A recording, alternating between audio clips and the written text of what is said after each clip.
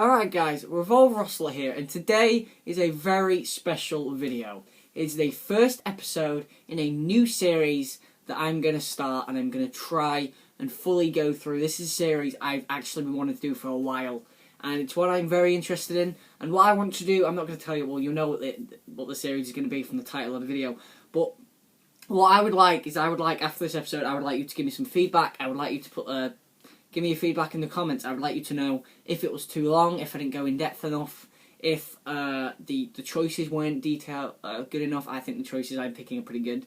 But yeah, I would like your feedback. Please don't be malicious or hateful.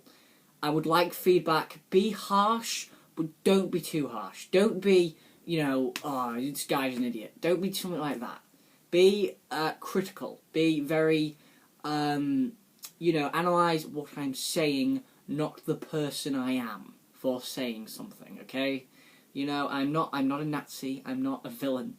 I have an opinion just like everybody else, so I would like your opinions, but please don't be too malicious.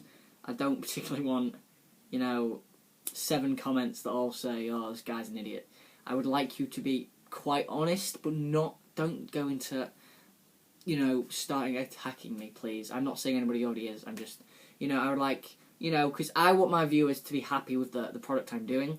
And this series seemed like something I was quite interested in, and a friend said that's something that sounds really cool, and I was like, nice. So if you know the title, you kind of already know what this video is going to be. This is going to be a new series that I'm making called Videogame Versus. Now, Videogame Versus is going to be a series where I pick 2 games from different generations, maybe, whatever, just different backgrounds, whatever. But today I'm actually picking 2 from pretty similar backgrounds and pretty similar, qualities and stuff. So I pick 2 games and I put them against each other in a battle to see which one is the better. This is all subjective, obviously. There is no factual evidence to suggest which one is better, because better is, it's not particularly, it's an opinion. So I couldn't think what to say there. So yeah, this is all subjective, so again, please don't get on my back if I say something that annoys you. Just tell me what you think, but don't tell me in a malicious way. So yeah, this is going to be the first episode of Videogame Versus. I'm excited to do it. If this episode is too long, again, I would like that something tell me in the comments. I was thinking this could be like 30 minutes. This introduction is going to add like 5 minutes, so let's get into it. Videogame Versus episode 1. We will be pitting The Witcher 3 against, and I can't believe it, I've actually forgotten to pick it up.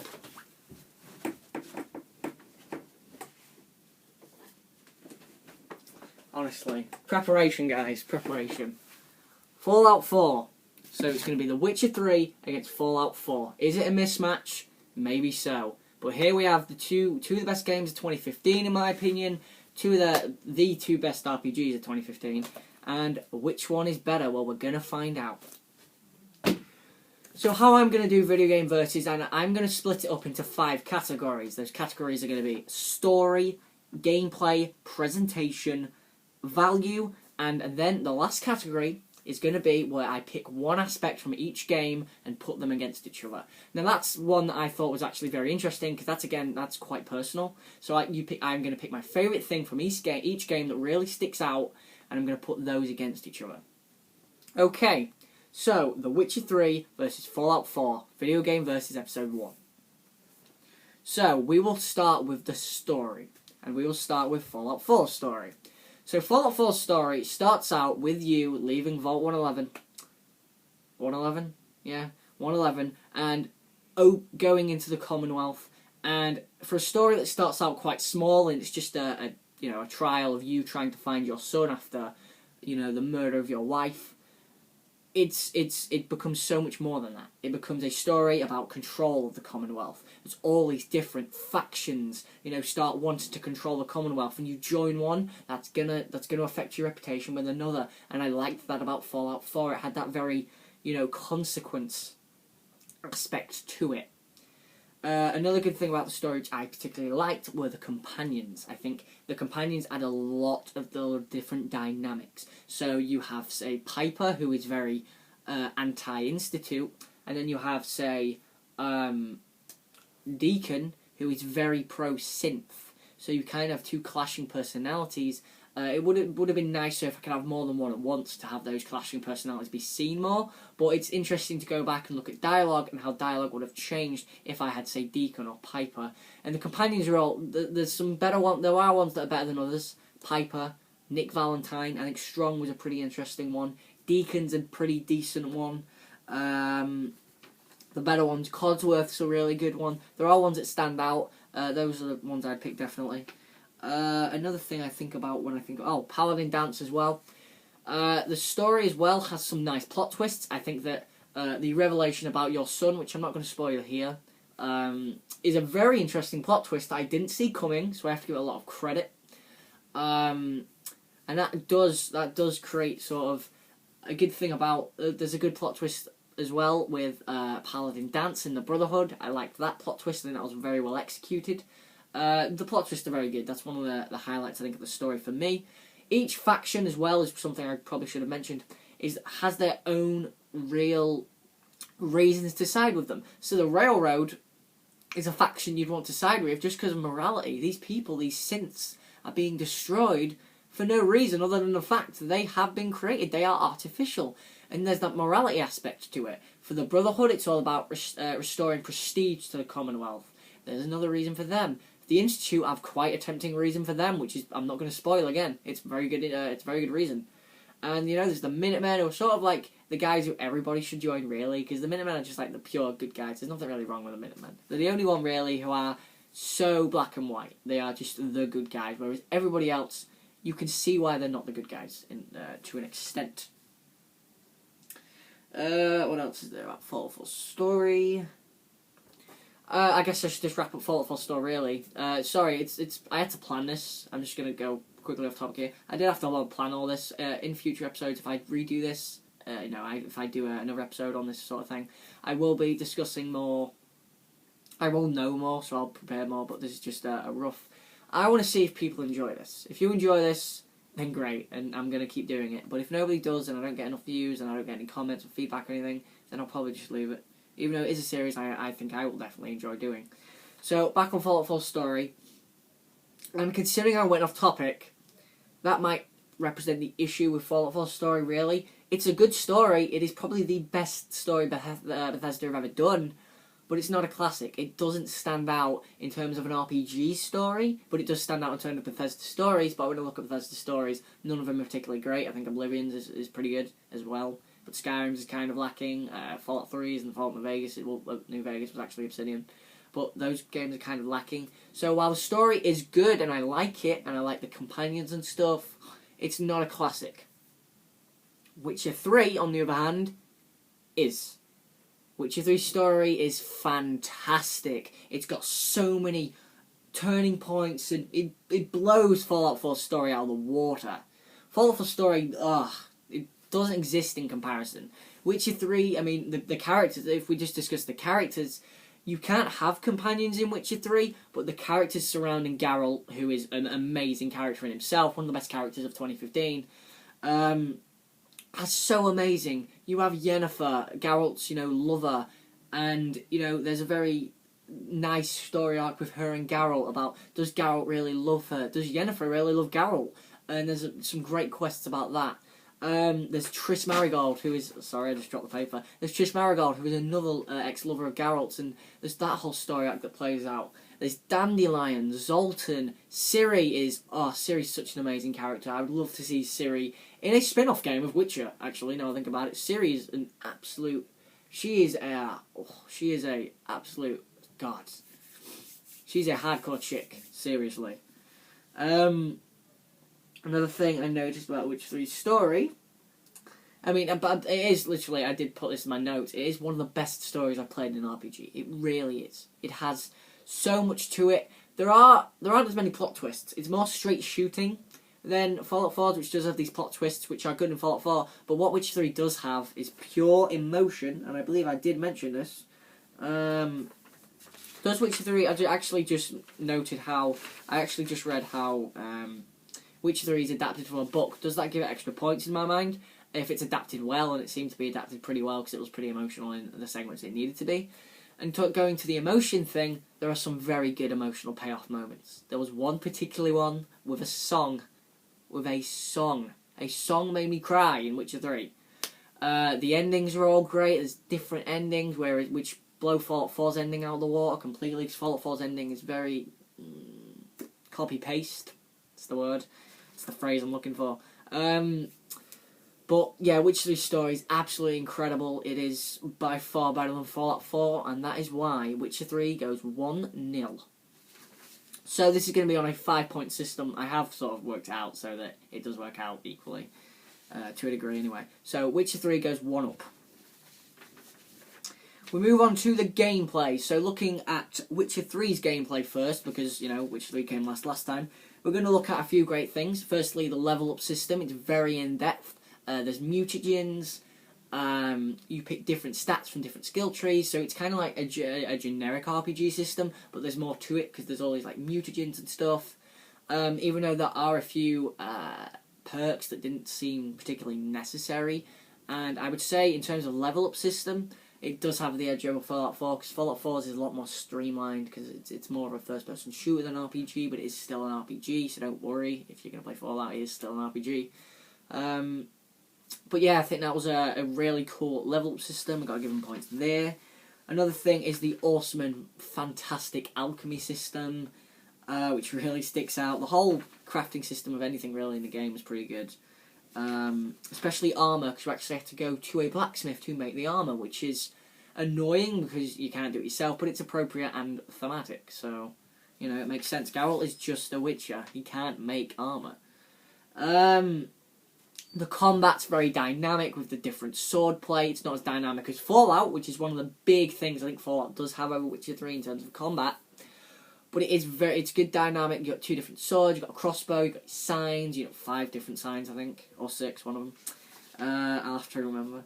And now we just look at some of the drawbacks before we look at the big gameplay thing. The drawbacks to me for the game were the bugs. There's a bunch of bugs, but with a game the size of Witcher 3, it's acceptable because of the rest of the quality, I think, and that's kind of why Fallout 4 gets away with it as well. But the difference, I think, here is that Witcher 2 didn't have as many bugs as Witcher 3, so it does slightly get a pass, I think. Whereas Fallout 4 still has these bugs. Well, it's an interesting thing. Bugs in games are always going to be like a thing, and we're never going to be able to fully be able to stop them, even though GTA 5 did kind of ship clean, to be honest. But yeah, bugs in these games particularly, they are quite similar. But the thing is, Witcher 3s are kind of newer, so actually I don't think that should be accepted. Fallout 4 is a series that's always had bugs, so it's generally more accepted than the fact that Witcher had it. But with a game as expansive as Witcher and Fallout 4, it should be accepted overall because of the scope of the game, I think. I do think bugs are bad. I'm not saying they're not bad. That is still a criticism. I just think they should be accepted more than they are because of the expansive world. But yes, the bugs again do hinder both games to me. Not fully. I haven't crashed actually in either game, and I played over 100 hours, so that was a bit of a shock. And the last criticism I think for the gameplay in Witcher 3 is that it's kind of hard to get into. There's a big learning curve there, and if you aren't patient, you aren't going to get the learning curve. For me, it was fine because I was patient with the game because I loved the story, but if you're not into that story, then you're not going to be patient enough to get the gameplay, to oil your swords, to use your signs correctly, to swap your gear out when you need to, and that's going to hinder you definitely. But when I look at the biggest thing in the gameplay, one of the big things in gameplay for me in Witcher was Gwent. Gwent is fantastic. It literally is the best minigame I think I've ever played in a game. It is outstandingly well done, and is the best. It's the best minigame I think I've ever played in a game. It's outstanding, absolutely outstanding. There's so many tactics to it. Building your deck, I've actually just started again, so I'm starting building my Gwent deck already.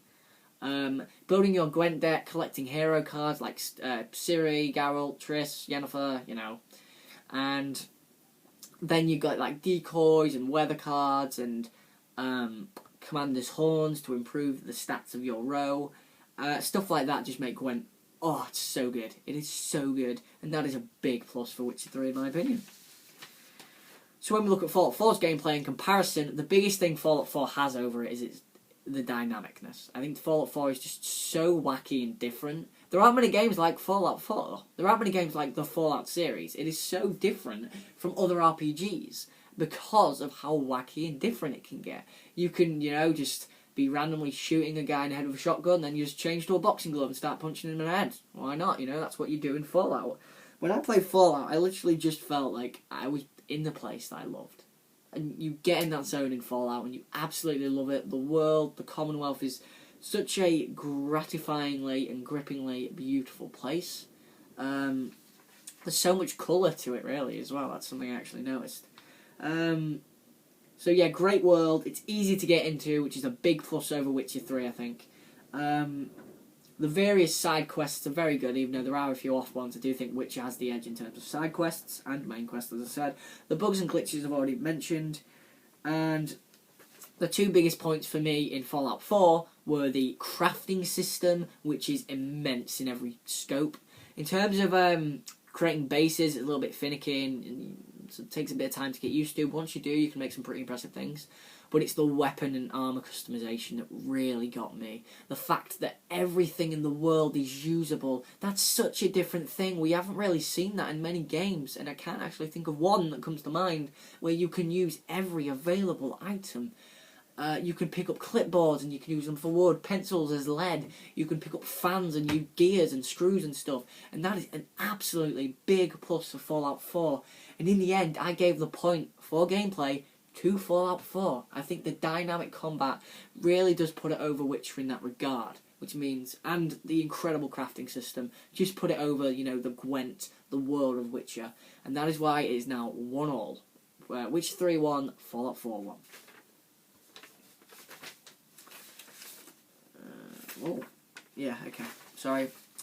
The notes thing's going to be better next time. So, we move on to round 3, and that's presentation. This should seem like a dead cert if you've played either game, or if you've even seen either game.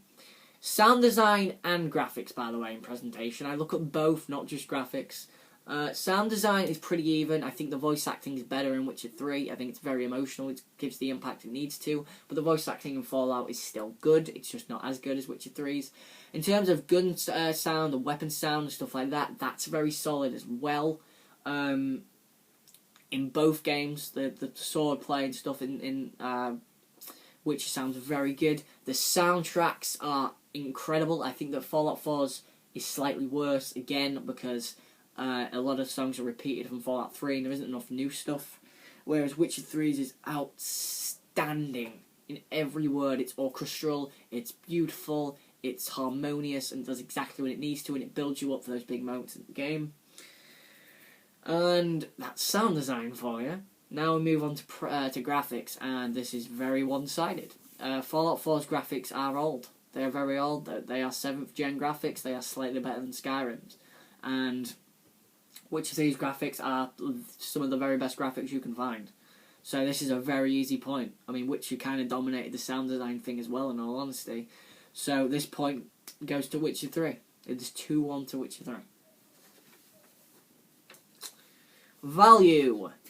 An interesting one, because value is one where you look at replayability, you look at the time you're going to spend with it, and considering these are two RPGs, they are very good to match on value.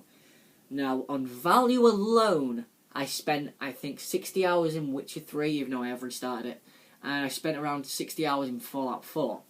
Now, the thing to me, and this is why I think I'm going to give Fallout 4 the point, is I think Fallout 4 is easier to get into overall. The story and gameplay are a lot easier to get into. The story's not as good, but it's easier to get into than Witcher. You need to put more time into Witcher to really get it. It's more of a linear RPG. Go here, do this, whereas Fallout is just go and do something.